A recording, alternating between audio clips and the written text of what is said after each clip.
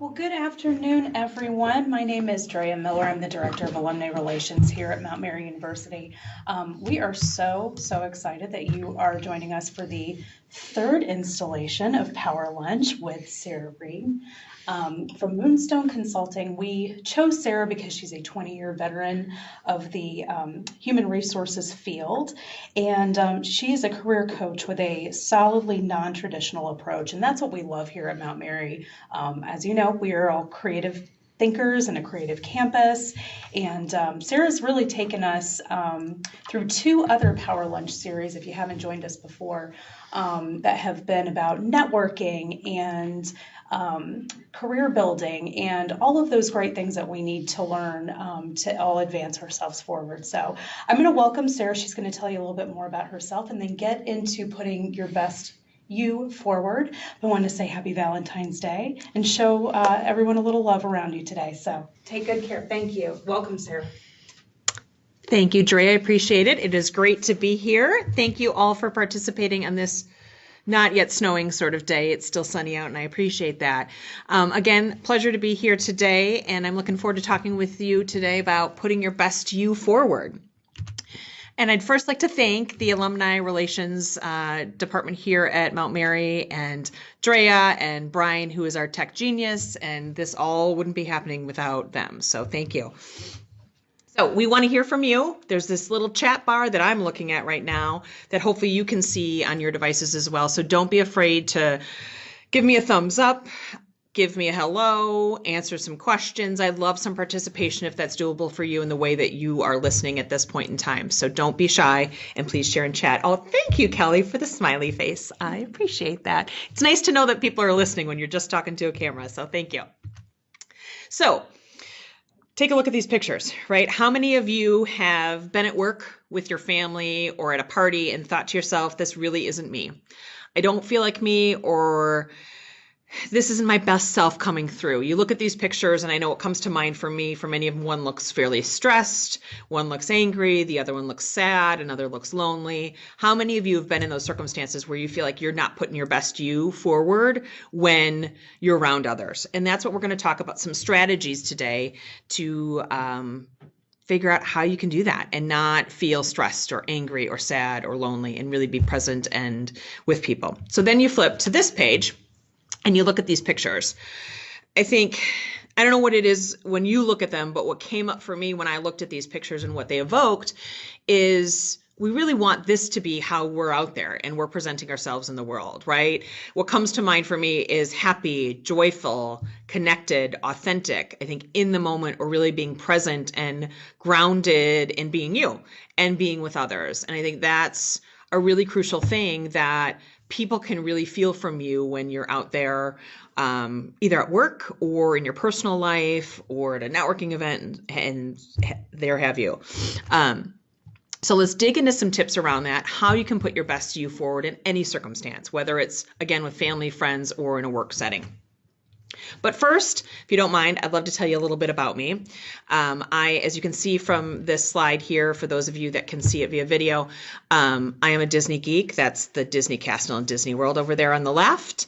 I am also a Badger. I was an alum of UW-Madison, and you can see my wonderful daughter and husband there in that selfie picture. And a little bit about kind of how I got to be at a place here like Mount Mary talking to all of you. I started recruiting when I was 17 years old.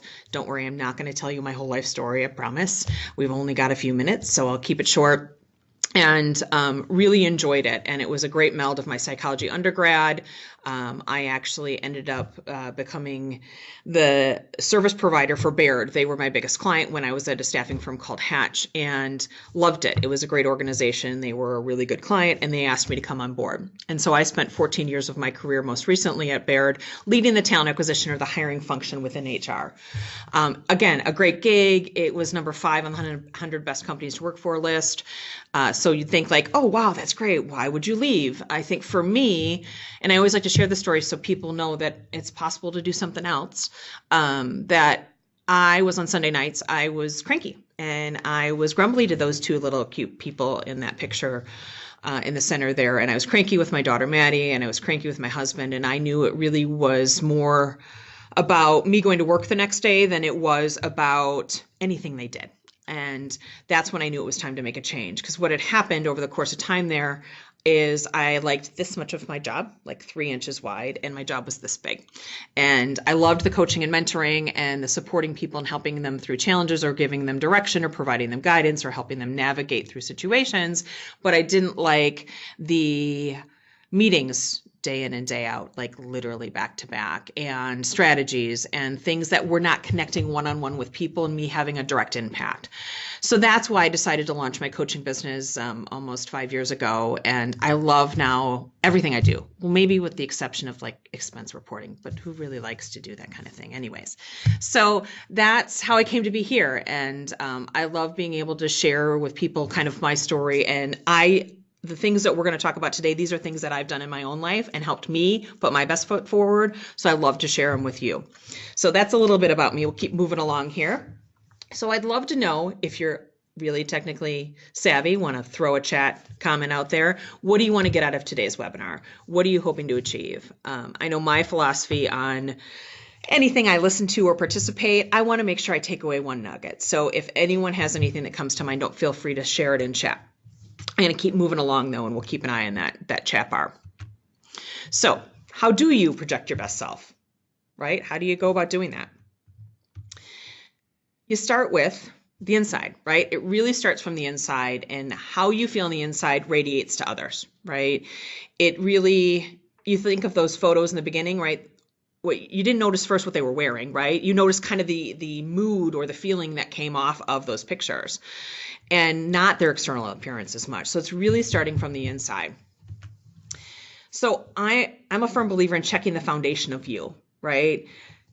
Is there one? Do you know what it's made of? Does it need some repairs? Like, is it cement? Are you on like a slab of dirt? Like, what's going on there? So really checking in with yourself and knowing you. So one of the ways that I help people in understanding kind of what that foundation of them is, especially as it relates to kind of moving forward in their career, is you got to get clear on who you are. And one way in which to do that is know yourself. And the ways to get to know yourself better are looking at your values, right? What are your likes and dislikes in life, at work? What do you like on your pizza? Which I know is a strange comment, but I'll get to that in a little later and tell you why that's relevant to our conversation here today. So what are your values? What you see in front of you right now is actually part of an assessment I do with all of my clients. But I just wanted to give you a quick screenshot. You probably can't necessarily read all the words depending on what kind of device you're on. But it's really to kind of narrow down what your values are. My values, for example, just to kind of give you an idea, is love, trust, knowledge, joy, and truth.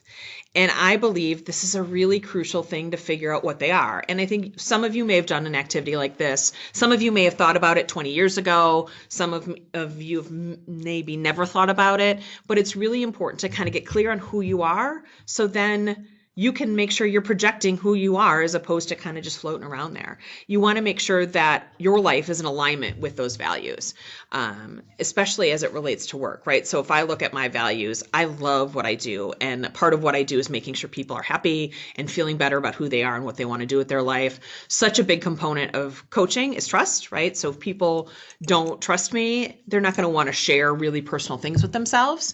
And then I'm a seeker of knowledge. I'm a podcast listener. I love to read books. In full disclosure, I tend to use Audible because I'm in the car a lot, not an actual paper book, but that still counts. And I'm all about really being joyful as well. So, and it's about truth, right? Being honest with yourself. So those are some of my values. So I'd encourage you to take an activity like that and really get in touch with those pieces.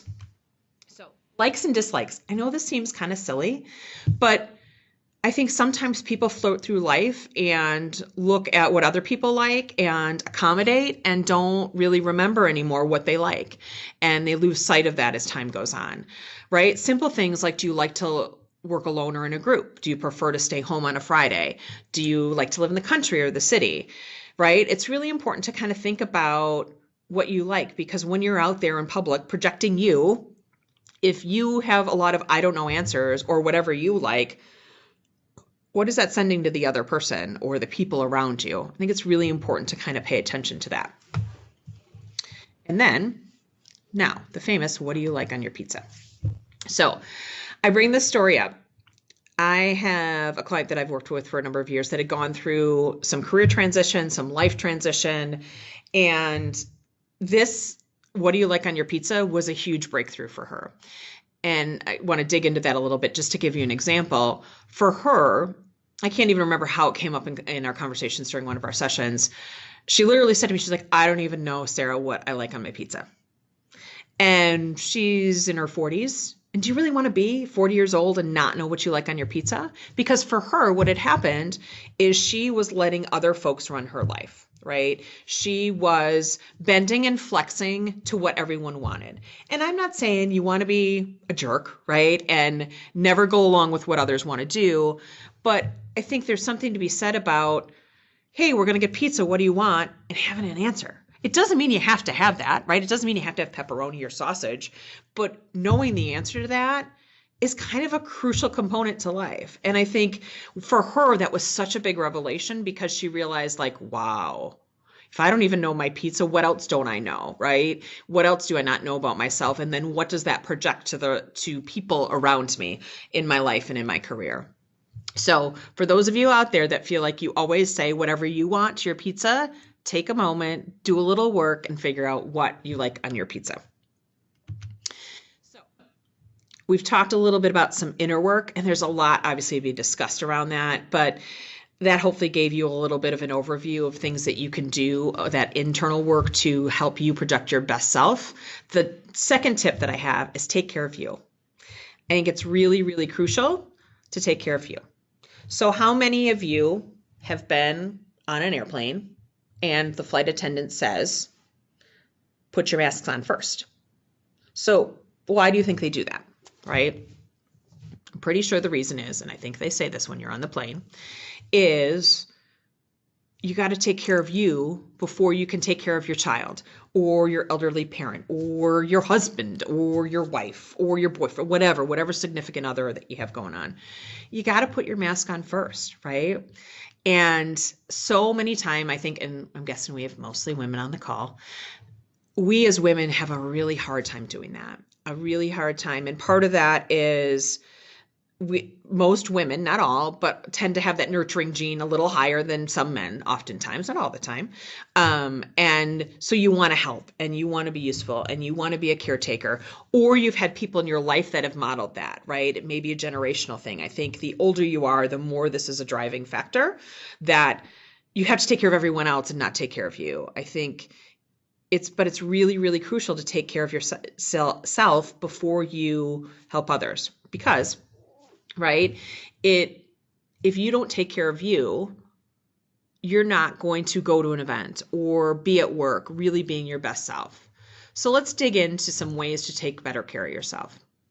I think one thing that I love, and there's been a lot written about this in podcasts, books, webinars, what have you, in the news, about establishing a morning routine. And I think this can really cover the gamut from something really simple to something really extraordinary, right? So one example comes to mind that I know of. If you know anyone who knows Tony Robbins, he's a fairly famous coach and guru and what have you. He's got this mega intense morning routine. And it involves a couple different things, right? So there's some, and I'm not going to get it perfectly, but you can Google it and you'll find it. Part of it is around breathing. Part of it is he's got a really fancy exercise machine that really tones his muscles. And he's an intense guy, right? I'm not saying you got to go this intense. He also has some pieces around going, actually the craziest part of this is he goes into a sauna. And then after he goes in that sauna, he goes into a ridiculously cold plunge pool because he feels it gives him energy for the day. Now, that's not on my bucket list, and that's not going to be my morning routine, but you never know, that might appeal to you. I think the point around thinking about and establishing a morning routine, why it's so important, is that the way you start your day sets the tone. Right? So if you are currently one that before you even get out of bed starts to check your work email, is that how you want to start your day? Is that really going to necessarily set it off on the right tone? It may if your boss sends you a really nice email message and says you're wonderful, but I don't know about you, but that didn't always happen to me when I was in my traditional corporate America job. I often had a problem sitting in my email or something I had to tackle, or a reminder of the fact that I had 200 messages in my inbox. So think about how you want to set off your day. It doesn't have to be as extravagant as a Tony Robbins, right? It doesn't have to be really involved, but what's one simple thing that you can do to start your day? My routine, because I've got a daughter and I get her on the bus and off to school in the morning. I have a limited window because I like to sleep. I'm not a morning person. So I've got a limited window before I get up and get her going for the day. But mine is literally just to lay in bed before I even get out of bed. I think about how do I want my day to go, right? Whether you pray, whether you meditate, and it doesn't have to take long. I set my intentions for the day, right? How do I want it to go? I want it to be easy. I want to connect with people. I want it to be fun. I want to feel healthy and alert and active. And that takes a couple seconds. It's not really involved. So even if it's something as simple as putting that in your brain right away in the morning before you get out of bed, there's a lot of science behind the importance of that. And I've talked about that in some previous webinars, but just do something like that. It doesn't have to be a half an hour. It can just be a minute or two, anything to get yourself in the right space. Because think about that. When you start your day like that, you are setting yourself up for a much greater chance that things will follow, right? You remember you started in a better mood. And when you have to go and put your best self out there, you got a greater chance of that happening than if you literally started your day looking at email, or even, to be honest with you, starting the day with news, which is sometimes kind of filled with not so positive things, depending on which news you listen to. So, of course, some simple other ways to take better care of yourself are exercise, right? So taking a walk, a run, getting a massage or pedicure, taking a nap. Who doesn't love a good nap? I don't know about you, but I love a good nap. Reading a book, listening to a book, watching a podcast, watching your favorite television show, right? I don't know about all of you, but my brain goes around a lot, often quickly, as you can tell. I'm kind of a fast talker. But I love watching a show, going to the movies, because for me, I can kind of disconnect and just be, and it's really relaxing for me to kind of just engage in something else that helps shut my brain down. So think about those ways in which you can do that. The other thing, and this has also, I think, been pretty publicized, is gratitude, right? So something you can be grateful for. This is one of my favorite tricks when I feel like in the middle of the day, something makes me irritated or angry, or I just feel kind of blah. I often find that in the car. Like, I tend to check in with myself when I'm alone in the car, and I realize, like, how am I feeling right now? And I'm not feeling good. So one of my quick strategies to feel better, because I do a lot of networking and putting my best self out there and building my business is really important, is I'm literally in the car and I name a couple things I'm grateful for, right? And it could be that, hey, that guy who almost hit me didn't hit me, right? Like, it sounds a little crazy, but we all love when we have those near misses and not actually an actual accident.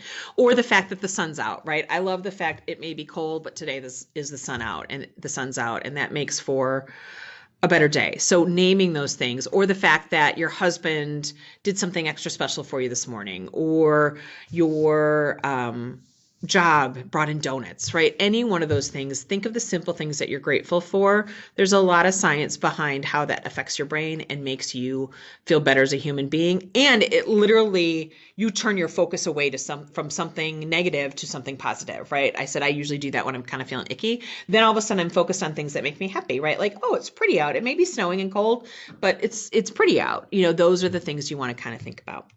So I'd encourage you to think about how you can continue to take care of yourself. And I think this quote is really important. We are what we repeatedly do. Excellence then is not an act, but a habit, right? So all of those things that I mentioned around self-care, they're not hard. Not all of them even cost money. Many of them don't take a huge amount of time, but really the way to continue to put the best you out there is to have some consistency and make these things a habit, right? It's not just like, oh, I did this gratitude thing like 5 weeks ago and that should carry me to today, right? It doesn't work like that. You just have to keep some of these simple strategies moving along. That's going to help you project yourself in a better way.